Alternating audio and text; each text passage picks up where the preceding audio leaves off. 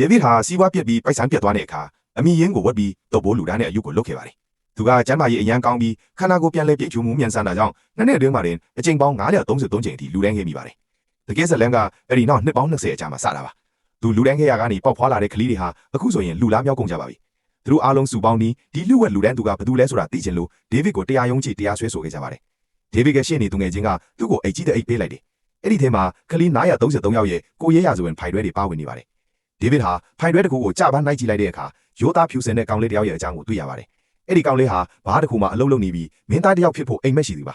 ဒါပေမဲ့သူလူရွေးခွဲ audition သွားရမယ့်နေ့မှာစိုင်းရှင်းကခွင့်မပေးပါဘူးဒါကိုသိသွားတဲ့ဒေးဗစ်ကစိုင်းကိုသွားပြီးသူ့ရဲ့ကားတော့ကိုကောင်လေးလက်ထဲထည့်ပေးလိုက်ပါတယ်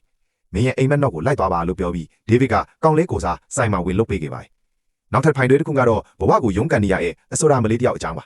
သူမှတချင်းဆိုနေချိန်မှာအားပေးမဲ့သူမရှိလို့စိတ်ဓာတ်တွေကျနေတဲ့အချိန်ဒေးဗစ်ကမတ်တက်ရက်ပြီးအားရပါရလက်ခုပ်တီးပေးခဲ့ပါတယ်အဲ့ဒီခါမှာတခြားလူတွေလည်းလိုက်ပြီးလက်ခုပ်တီးကြလို့သူမဟာယုံကြည်မှုတွေပြန်ရသွားခဲ့ပါတယ်နောက်ဖိုင်တစ်ခုကတော့မော်ဒယ်လုပ်နေတဲ့သူ့ရဲ့သမီးလေးအကြောင်းပါဓာတ်ပုံရိုက်ခွင်းတစ်ခုမှာသူမကိုနှောက်ယှက်နေတဲ့အမျိုးသားတစ်ယောက်ရှိနေတာကိုဒေးဗစ်ကဝင်တားပေးခဲ့ပါတယ်ဘသူကမှဒေးဗစ်ကိုမသိကြပေမဲ့သူကတော့သူ့ကလေးတွေကိုတိတ်တဆိတ်ကာကွယ်ပေးနေကြတာပါ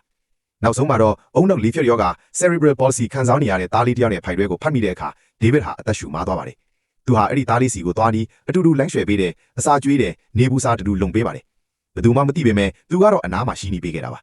သူပြန်ခါနိုင်မှာနာပြုစုကရှင်ဟာတကယ်ကိုလူကောင်းတစ်ယောက်ပဲလို့ပြောလိုက်တဲ့အခါမှာဒေးဗစ်ဟာဖခင်တစ်ယောက်ဖြစ်ရတာဘလောက်တောင်ကြည်နူးဖို့ကောင်းလဲဆိုတာကိုပထမဦးဆုံးအကျဉ်းနားလည်သွားပါတော့တယ်